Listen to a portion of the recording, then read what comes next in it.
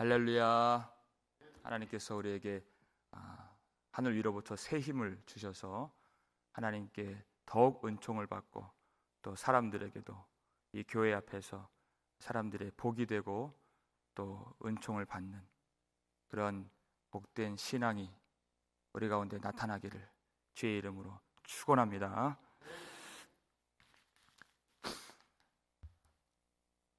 이 성경 기자가 한나의 집과 그리고 엘리의 집 그리고 사무엘과 엘리의 두 아들들을 교차해서 계속 엎치락뒤치락 이렇게 보여주고 있습니다. 그러면서 하나님께서 복을 주신 그런 가정과 사람과 또 그렇지 못한 가정 그리고 그 사람들이 얼마나 현격한 차이를 보이고 그 길이 갈라지는가, 그것을 극명하게 대조하면서 보여주고 있는 것입니다. 그럼 과연 우리는 어느 길을 가야 될 것인가, 그것을 깨닫게 만들어주는 것이지요. 그래서 다시 사무엘이 어떻게 자라는가를 보여주고 있는데 26절을 먼저 함께 읽겠습니다. 아이 사무엘이 점점 자라매 여호와와 사람들에게 은총을 더욱 받더라 그랬습니다. 엘리 아들들이 그렇게 패역하고 불순종한 그런 모습들을 보여주고 나서 바로 이 아이 사무엘을 주목하고 있습니다. 사무엘이 점점 자라매 그랬어요. 그가 키가 자라고 육신이 자란다 하는 그 의미가 있지만 영적으로 하나님 앞에 자라고 있다 그 뜻입니다. 원어를 보면 하나님과 함께라는 단어가 여기 들어가 있어요. 그러니까 그가 하나님 앞에서 하나님과 함께 그가 동거하면서 그가 자라고 있는 것입니다.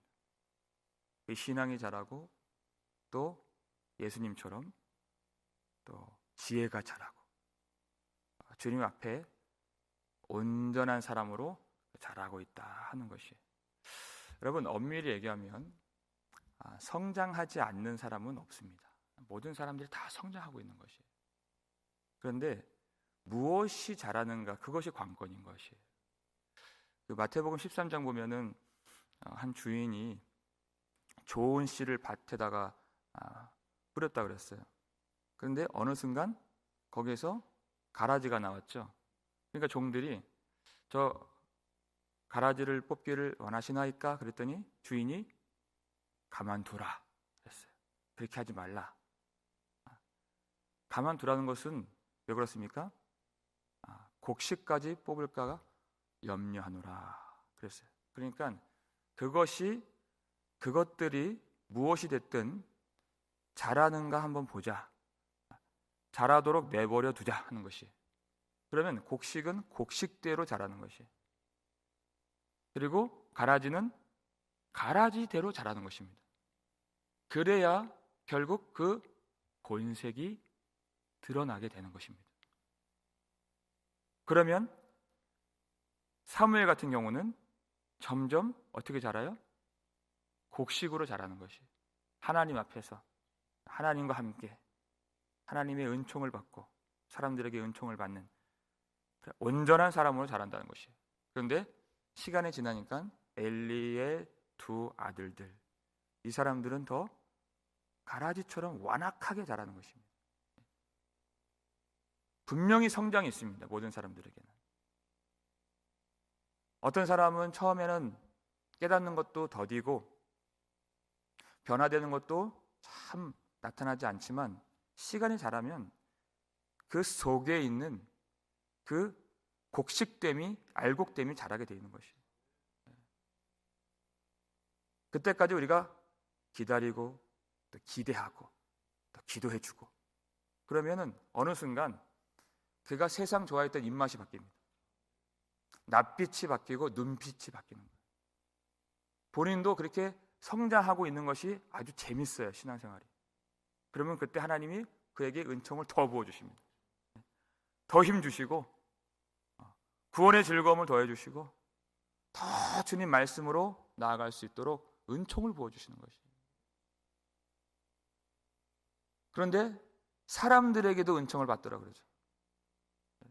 사람들도 그를 사랑해 준다는 것이에요. 기대가 되고 또 그가 빛이 되는 것이에요. 그런데 엘리의 두 아들들은 어떻습니까? 이 사람들은 사람들에게 오히려 고통거리가 되었죠. 근심거리가 되었고 그 자체로 화근이 되었습니다. 그렇게 자라서는 절대 안 된다는 것이에요.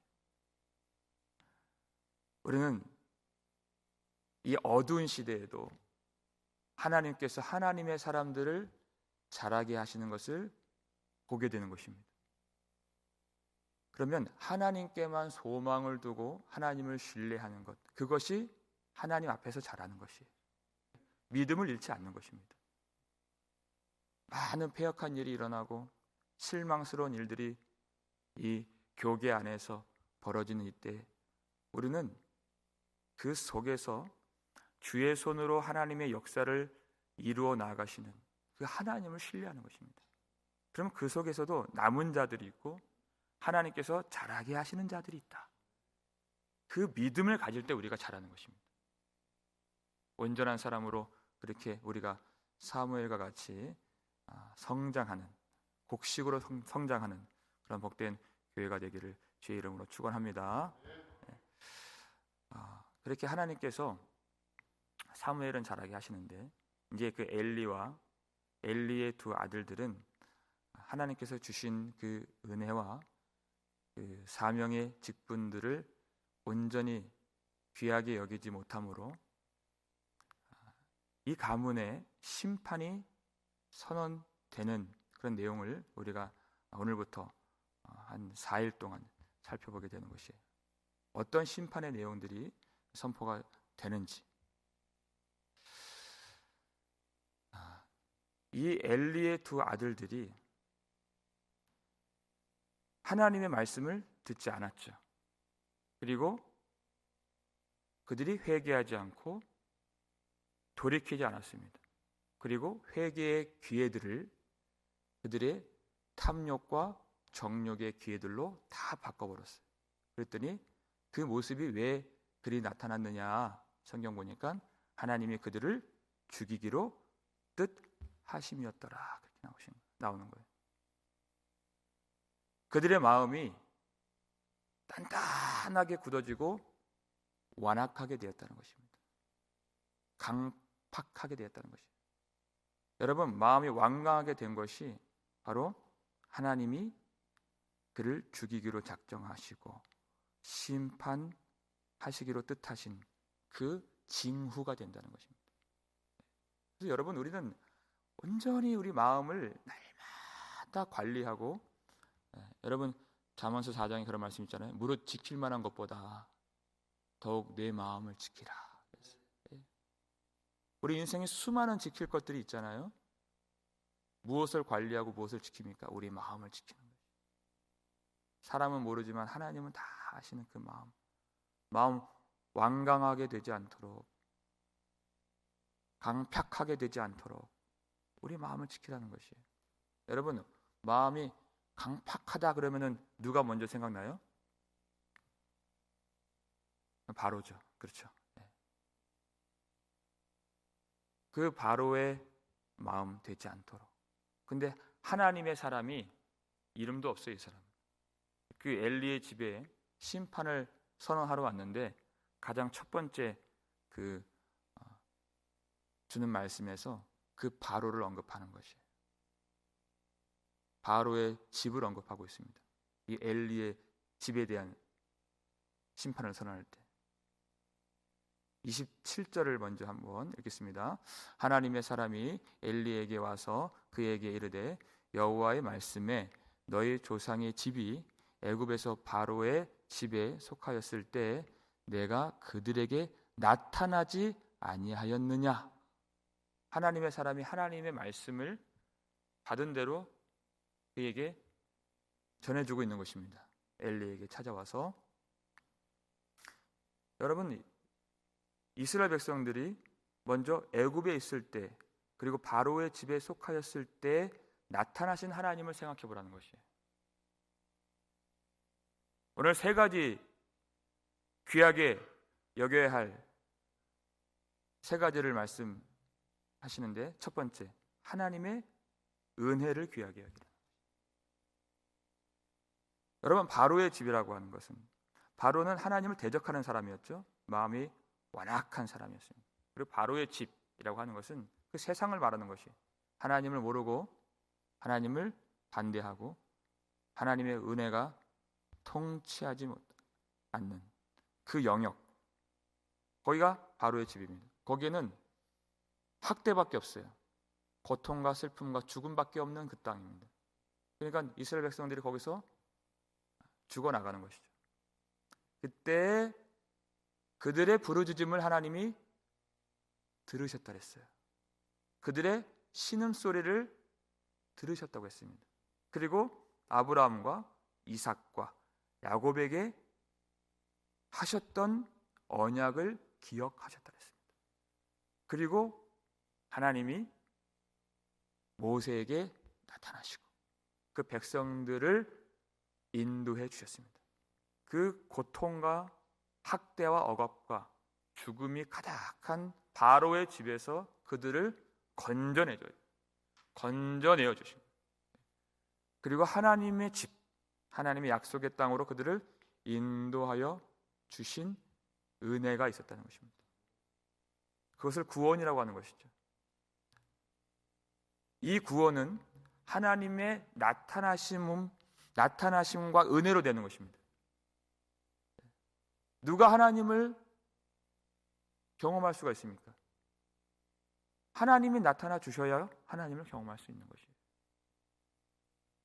하나님이 강한 손을 내밀어 주셔야 하나님을 경험할 수가 있는 것입니다. 왜 그런 은혜를 베풀어 주시는가? 그 은혜를 알면, 그 은혜를 경험하면 하나님의 집에서 하나님을 섬길 수 있게 되는 것입니다. 그 은혜를 깨달아야 하나님을 사랑할 수가 있게 되고 하나님의 말씀에 순종하는 하나님의 소유, 하나님의 백성이 될 수가 있는 것이에요. 그래서 먼저 하나님이 나타나 주시고 먼저 사랑을 베풀어 주신 것입니다. 그런데 이 엘리와 엘리의 아들들은 전혀 그 은혜를 받지 못한 자들처럼 살고 있다는 것이에요. 아직도 바로의 집에 속한 자들처럼 마음이 하나님을 닮은 것이 아니라 은혜를 받으면 은혜를 베푸신 하나님을 본받게 되어 있습니다. 그의 성품도 하나님을 닮아가게 되어 있는 것이에요.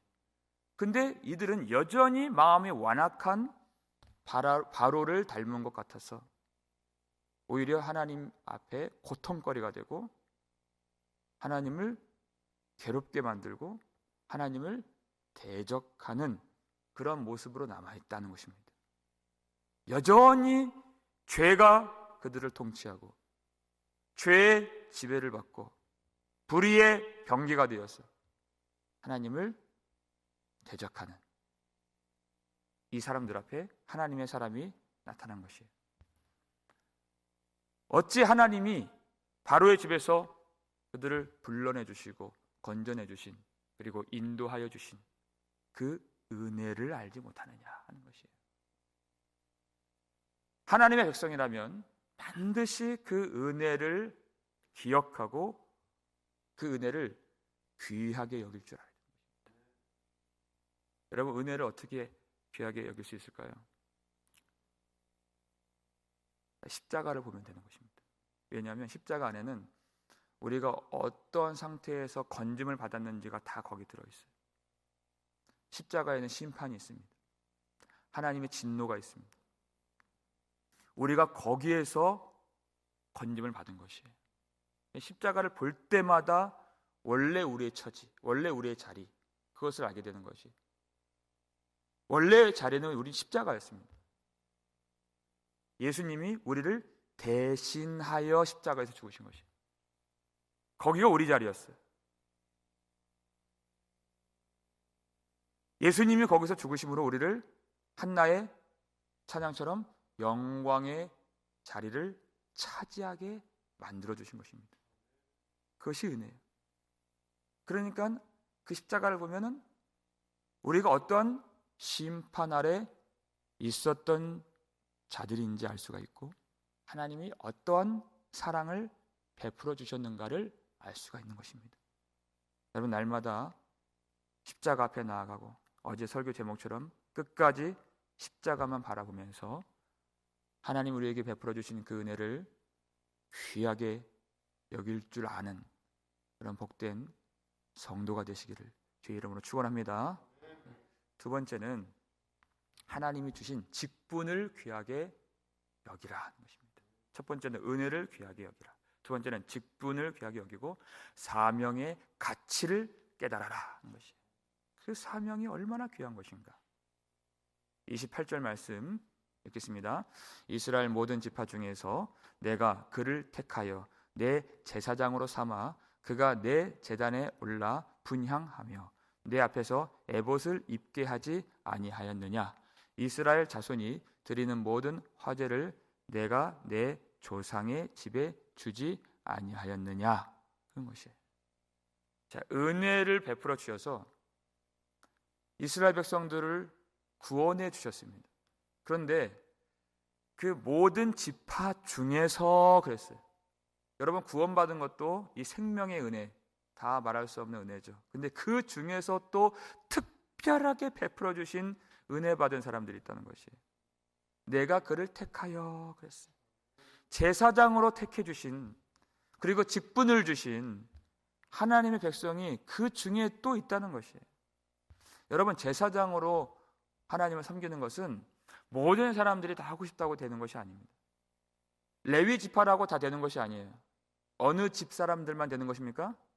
아론의 집 사람들만 되는 것이에요. 와, 나도 저거 하고 싶다. 안 되는 거예요. 아론의 집에서 태어나야 되는 것이에요.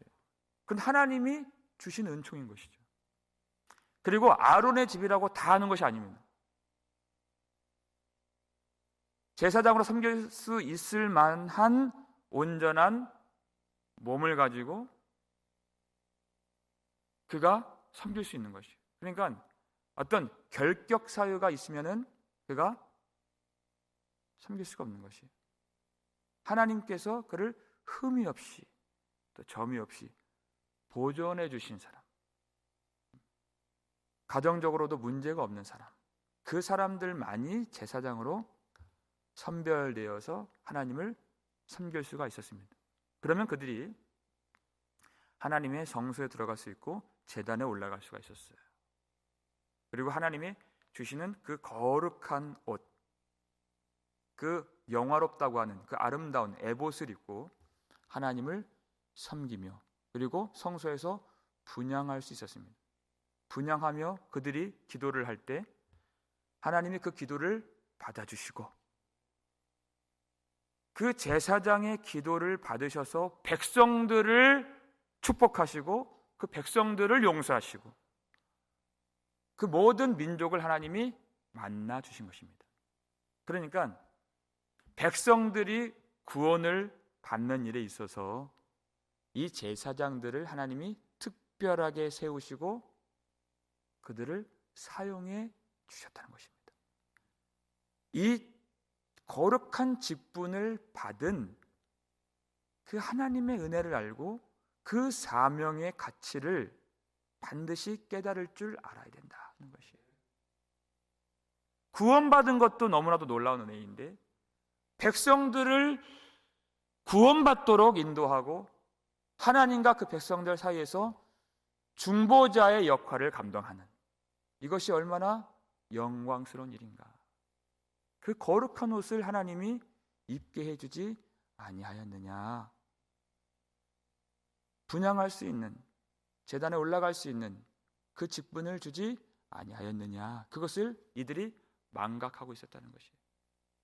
여러분, 제사장으로 쓰임 받는 것은 우리의 유일한 그리고 참되신 대제사장 되시는 예수 그리스도를 나타내는 일입니다. 그 말은 뭐냐면 그들 입장에서 장차 오실 예수 그리스도 안에 머무르는 일이 된다는 것이에요. 그러니까 그들은 그 직분을 잘 감당함으로 하나님의 은총을 더 받을 수 있는 것이에요. 가장 하나님을 가까이 볼 수 있는 그런 그들의 특권이고 영광인 것입니다. 그런데 그 직분을 너무나도 무가치한 것으로 여겼다. 하나님이 세워주신 그 은혜를 너무나도 쓸모없는 것으로 그들이 생각을 했다는 것입니다. 여러분, 이들이 너무나도 하나님께서 제사장으로서 세워주신 그 은혜를 알지 못했는데, 우리 이제 신약에 넘어와서는 하나님이 모든 성도들을 다 왕같은 제사장으로 삼아주시고 복음 전하는 자로 우리를 삼아주셨죠. 그래서 우리를 통해서 어떤 다른 사람을 구원받는데 아주 요긴하게 쓰임받는 그런 사람으로, 그런 성전 기둥같이 하나님 우리를 불러주신 것이에요. 여러분, 사도 바울 같은 사람도 있고 또 우리 같은 사람도 있습니다. 그런데 사도 바울이 그렇게 탁월하고 훌륭하죠. 많은 교회를 세우는데 공헌하고 하나님 앞에서 귀하게 쓰임받은 참 위대한 사도예요. 그런데 그의 지혜를 배울 줄 알아야 되는 것입니다. 그는 그렇게 훌륭한 사람이었지만 어디를 가든지 그는 한결같이 여러분, 저를 위해서 기도해 주시길 바랍니다. 기도를 부탁했다는 거예요. 꼭 자기가 엘리의 아들들처럼 그렇게 실족하지 않도록. 데살로니가전서 5장 25절 볼까요? 너무 간단해요. 이게 한 절이에요. 함께 읽겠습니다. 형제들아, 우리를 위하여 기도하라. 복음 전하는 자들을 위해서 기도해 달라는 것이. 내가 잘한다고 의시되지 않고, 내가 기도해 주겠다고 그렇게만 하지 않고, 저를 위해서, 우리 사역자들을 위해서 여러분 항상 기도를 해 주십시오 하는 것이. 에베소 교회도 또 이렇게 얘기했어요. 나를 위해서 기도할 것은 하나님이 말씀을 주사 나로 입을 벌려 복음의 비밀을 담대히 알리게 하옵소서 할 것이니라 하는 것이에요. 이 핍박 가운데서도 거룩한 교회 앞에 이 말씀을 깨닫고 담대히 전할 수 있도록, 이것을 내 지혜로 하지 않고 사람의 것으로 하지 않고 하나님이 주신 것을 할 수 있도록 여러분 항상 저를 위해서 기도해 주십시오 하는 것입니다. 엘리처럼 눈이 어두워지지 않도록. 여러분, 그래서 교회는 함께 가는 겁니다. 같이 가는 거예요. 목회자는 성도들을 위해서 기도하고 또 성도들은 목회자를 위해서 기도하고, 그래야 교회가 되는 것입니다. 여러분, 사도 바울 같은 사람도 그렇게 기도를 요청했는데 하물며 저 같은 사람이겠습니까? 여러분, 기도 많이 해주시기를 부탁드리겠습니다. 이 거룩한 직분 잘 감당할 수 있도록. 그래서 우리가 함께 하나님 앞에 은총을 받는 교회로 잘할 수 있도록 저도 열심히 기도하겠습니다. 기도를 많이 해주시기를 부탁드리겠습니다. 첫 번째, 은혜를 귀하게 여기라. 두 번째, 하나님이 주신 직분을 귀하게 여기라. 세 번째, 간단하게 하겠습니다. 하나님을 존귀하게 여기라는 것이에요. 하나님을 존귀하게 여기라. 마지막 29절입니다. 함께 읽겠습니다. 너희는 어찌하여 내가 내 처소에서 명령한 내 제물과 예물을 밟으며 내 아들들을 나보다 더 중히 여겨 내 백성 이스라엘이 드리는 가장 좋은 것으로 너희들을 살찌게 하느냐 그랬어요. 하나님께서 특별한 은혜로 구원하시고 또 직분 주시고 하나님을 보게 해주셨는데 엘리는 어떻게 했습니까? 내 아들들을 나보다 더 중히 여겨. 그렇게 하나님을 뒷전으로 밀어내고 하나님을 존귀하게 여기지 아니하고 그의 아들들을 하나님보다 더 귀하게 여겼다 하는 것이에요. 여러분, 우리가 하나님을 가장 가장 존귀한 분으로 높이고 어떤 무엇보다 그리고 누구보다 하나님을 가장 사랑하면 하나님 그 뒤에 있는 그 2순위, 3순위, 그 4순위 그 모든 집에 있는 것들에 다 복을 내려주십니다. 그렇죠? 너희는 먼저 그의 나라와 그의 의를 구하라. 그리하면 이 모든 것을 너희에게 더 하시리라. 하나님 주님만 가장 사랑하는 거예요. 그러면 내가 미처 생각하지 못했던 것들까지에도 하나님이 은총을 부어주시고 그 소산에도 복을 주신다 그랬어요. 그 혈육에도 복을 주신다 그랬습니다. 심지어 그 소와 양의 새끼들에게도 복을 주신다 그랬어요. 떡반죽 그릇에도 복을 주신다 그랬어요. 우리가 언제 떡반죽 그릇에 위해서 기도했습니까? 근데 하나님이 알아서 하나님 축복을 해주신다는 것이에요. 그러니까 하나님만 먼저 사랑하는 것이에요. 그런데 엘리는 그렇지 않았습니다. 이 순서가 거꾸로 된 것이에요. 아들들을 더 중히 여겨 그 아들들을 그가 아꼈습니다. 여러분 사랑했습니다. 여러분 그런데 결과가 어떻습니까? 지금 그 집에 심판이 선언되는 것이에요. 엘리가 사랑이 없는 것이 아닙니다. 여러분 그런데요, 사랑은 그를 아껴주고 친절하게 대해주고 마냥 상냥하고 그렇게 좋은 것을 그렇게 채워주고 여러분 그것이 사랑이 아니에요. 결과적으로 그건 사랑이 아닙니다. 하나님을 사랑하는 마음이 없이 그리 해주는 것은 결과적으로 허탄한 것입니다. 아무런 유익이 없어요. 유익이 없을 뿐 아니라 심판이 그 위에 떨어진다는 것입니다. 여러분 사랑은 그래서 성경에서 말하는 사랑은 뭐냐? 진리가 있는 것이 사랑인 것입니다. 하나님이 없으면 그건 사랑이 아니에요. 결국 그렇게 자녀를 생각했어도 자녀들을 그 가정을 망하게 만드는 것입니다. 진리가 있는 것은 거기에 언제나 생명이 있습니다. 하나님을 먼저 생각하면 그 가정에 하나님이 복을 주시고 그리고 생명을 주십니다. 우리는 그렇게 하나님의 말씀을 따라서 하나님을 먼저 중히 여기고 먼저 주님을 생각하고 먼저 주님을 예배하고 먼저 주님을 섬기고 그리고 주님이 주시는 새 힘을 가지고 그리고 나중에 가정을 돌볼 줄 알아야 되는 것이. 그러한 가정을 하나님이 축복해 주시고 하나님이 생명의 은혜를 더해 주시는 것입니다. 우리가 이 엘리가 실패했던 이런 부분들을 반면 교사로 삼아서 우리는 이러한 실패에 빠지지 아니하고 첫 번째 하나님의 은혜를 귀하게 여길 줄 알고 두 번째 하나님의 직분을 귀하게 여길 줄 알고 그리고 은혜 주시고 직분 주신 하나님만을 존귀하게 여길 줄 아는 은혜의 주님 참 귀하셔라. 우리가 찬양 부른 대로 영원한 주님 참 귀하셔라. 이 마음의 고백이 있어서 영원한 하나님의 은총을 받고 축복을 받고 또 생명을 누릴 수 있는 복된 성도, 복된 그 집이 되기를 주의 이름으로 축원합니다.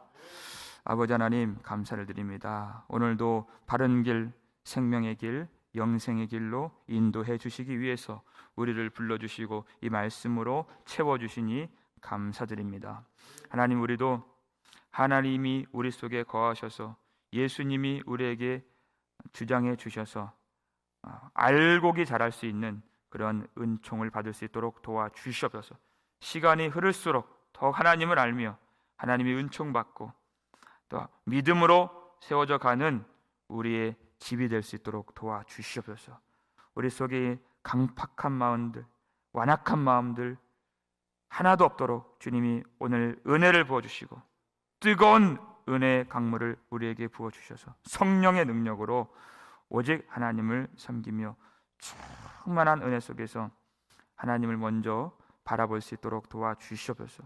하나님 우리에게 어떠한 은혜를 주셔서 이 세상과 심판과 죽음에서 우리를 건져 주셨는가 그 은혜를 귀하게 여길 수 있도록 도와주시고 각 사람에게 주신 그 은사와 직분과 사명의 가치를 깨닫고 우리가 온전하게 이 사명 잘 감당하여서 많은 사람들이 하나님을 보며 구원을 보는데 귀하게 쓰임받을 수 있도록 도와주시옵소서. 아버지 하나님, 우리에게 이 은혜 주신 하나님, 끝까지 하나님을 섬길 수 있도록 하나님을 가장 무엇보다 누구보다 존귀하게 여기며 하나님 앞에서 살아갈 수 있도록 도와주시고, 하나님 우리 마음에서 하나님이 아닌 다른 것들이 깃들지 않도록 스며들어오지 않도록 우리 마음을 주님이 주장해 주시옵소서. 먼저 하나님의 나라와 하나님의 의를 구하는 성도들을 기억하여 주시고 모든 것을 더하시고 축복하시고, 저들의 사업장에 하나님이 복을 주시고 생업에 복을 주시고 저들의 모든 가정의 어려움들을 문제를 해결해 주시고 자녀들 모든 행사를 주님이 주관하여 주시고 또 건강의 복을 주시고 치유의 복을 주시고 하나님께서 날마다 동행하여 주시는 생명의 복을 더 얻을 수 있도록 날마다 축복하여 주시옵소서. 감사를 드렸고 우리를 구속해 주신 예수 그리스도의 이름으로 축복하며 기도드리옵나이다. 아멘.